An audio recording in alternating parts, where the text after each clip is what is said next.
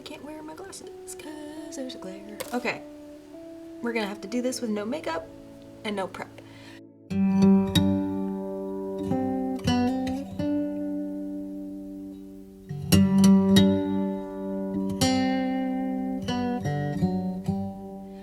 So this is week 3, I believe, for the Pagan challenge, the YouTube Pagan challenge, and I'm sitting here and I was watching everybody's amazing videos and I feel so far behind. I actually got time today to sit down and work on a little bit of my Book of Shadows, which, look, this is amazing. This is all the stuff I've done this year, and this is all I have left. Actually, that's a lie. I only have, this used to be a sketchbook, so I only have about that much left. So I'm very excited, but I digress. Oh, now I'm distracted. Let's see. Oh, my ravens. Okay, so week 3 of the Pagan Wheel of the Year is, do you have or use a altar, shrine, or sacred space? And to answer that, I have them, but I don't use them. I have them in a sense that they hold my magical items that I have a connection to. But as far as using them, I usually, my sacred space is outside, and I'll have to show you. I know some of you have seen the view from my front door before. It's just absolutely incredible. So I just go out there with my cup of tea and I sit, not right now because it's bloody windy outside. So that's my sacred space, and most of you know Joshua Tree, if you can see my shirt. My partner's sister gave me this shirt, and I adore it. So usually outside, that's my sacred space. I tend not to do ritual on an altar. I know last Ostara I did. That was the very first time sorry, I'm adjusting the light. That was the very first time I did a ritual. So I chose to do it downstairs, and I'll cut to some of these different areas, but I had to since move that altar from downstairs up here because it kind of became a communal dumping point for keys and glasses and beer, so it didn't work out. Now that all my things are up here, they are a little more safe. The cats tend to still jump up, and I'll take you over there in a minute. But it's not a functioning altar, and at one point and I still might do this, I really do want to have the funds to be able to decorate and, put seasonal things, seasonal flowers, seasonal objects on the altars, but that has not happened yet. So right now, the altar that I am using is the view through my front door. So that's my altar, and I do have a little fairy garden outside too that I'll show you.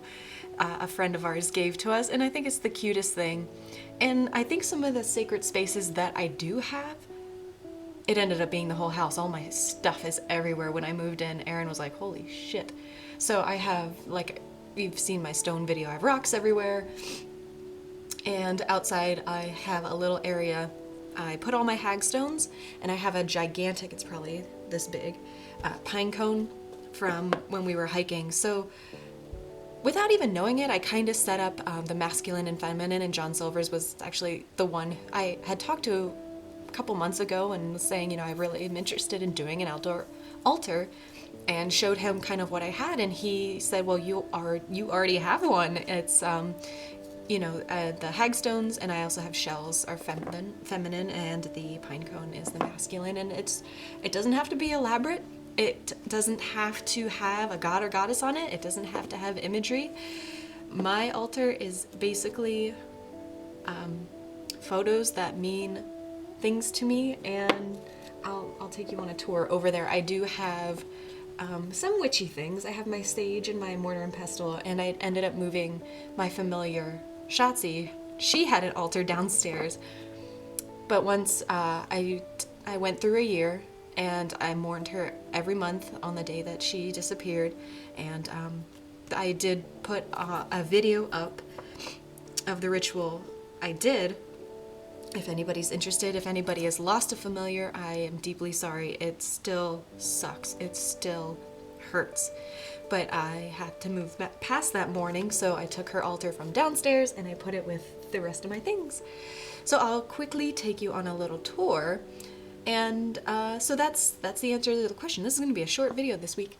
I do have altars. I do not use them for their intended purpose, I guess, in the technical term. But I really suggest for any newbie that, you know, what John had told me, it doesn't have to be elaborate. You don't have to put all these different seasonal things. What you have is perfect. Anything that means something to you and that connects you to your deity, your god and goddess, that's all you need. So I really, really love these spaces, and I will take you on the tour. Thanks for joining me, everyone. Here it is, everyone. This is the view from my front door, and I just can't even express how lucky I feel to be in this beautiful area, this beautiful state. It definitely is hard to walk outside and not be connected to the divine in this area. This is the small fairy garden that a friend of ours gave to us, and I just think it's so adorable. All the little gnomes that are hanging out in there. And above, like I said, I have my hagstones and my giant, deadly pine cone surrounded by the seashells. This is the altar as it stands now in my home. It's on a dresser that I've had since I was a baby. That's probably the only thing that I brought with me from Pennsylvania when I moved. So as you can see, it's not really a normal looking altar, and that's totally cool with me. So now this is safely up in the loft, and this is where it used to be. This was down in the living area in my home. And there are a few things here, but as I said, it's pretty much a dumping ground now. So here's a close-up of the altar, and this altar cloth was brought back from Jordan, and I just absolutely love it. I think it is stunning. And the white doily at the end was a gift made for me by my Croatian friend, handmade. And this is a lucky cricket. My brother had actually made this from a fork, so I just truly love this little guy. This is a camel bone jewelry box, also brought back from Jordan. My ex-husband brought that to me, and I put certain things in here because the cats like to get at them. So my best friend sent me a tiger's eye, my little amethyst I have in there, and I also have my Gemini necklace. This is a photo of my great-grandmother, and she is on the left. I think this photo is magical in itself. She is one of the most amazing people I've ever known. So just to have her watch over my altar is very special, and I love old photos, so that's why she's here. Below that, I have a jar of dirt. Yeah, that's a jar of dirt. And I had my brother mail that to me in a Ziploc bag because that is my Pennsylvania connection. This box is one of a kind. My best friend Megan made it for me. She stained and hand-carved everything, and it's absolutely stunning. So I know she is interested. If anybody is looking for a box like this or has a design in mind, she is more than happy to do commission jobs. So just message me and I can get you the information. So inside I keep all my chime candles, and these are from John Silvers. He was so kind and he sent me all of these candles to use, and I also have my charm bracelet. Thank you, John. And down towards the end I have my mortar and pestle. I have a yellow candle right now for the upcoming spring.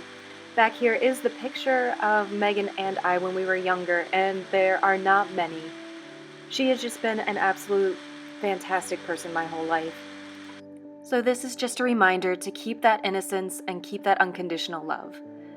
And Shotzi is up here too. It wouldn't be complete without her, and I miss her every single day. Everybody, thank you for joining me here in the broom closet and taking the tour. I hope you enjoyed it, and I'm so excited to see everybody else's videos.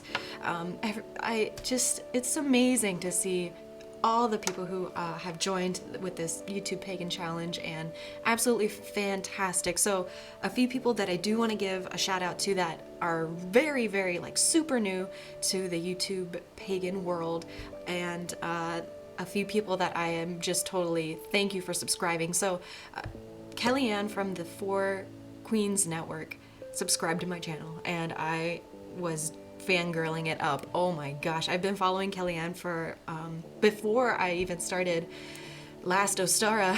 I was following her tarot instruction and her classes, so thank you. And Ember, HoneyRaven, thank you for subscribing as well. And I know I mentioned John Silvers. He has a great series that he's going to continue called The Witch Table. So awesome, so sweet. Really has been one of my closest friends this past year, trying to figure out where my path is, and just really, really supportive. Derrie Carpenter is fantastic as well. She always has such uplifting words and information, and her spirit is out of this world. I have it all written down. Yuen, I think I'm pronouncing that right. He just started college. He has so many journals. I started watching him as a inspiration for my book of shadows, and he is just incredible. So go see him. He just started college and we're very excited for him. AthenaBeth Black and Sakura Noir. These two ladies are so fantastic. I'm gonna list everybody below, but Athena has this voice. She just has this calming presence. So I love watching her videos, and she has some really great insight. I started watching her when she started the YouTube Pagan challenge, so go see her. She's fantastic. And Sakura Noir is I'm really sorry if I'm pronouncing it incorrectly.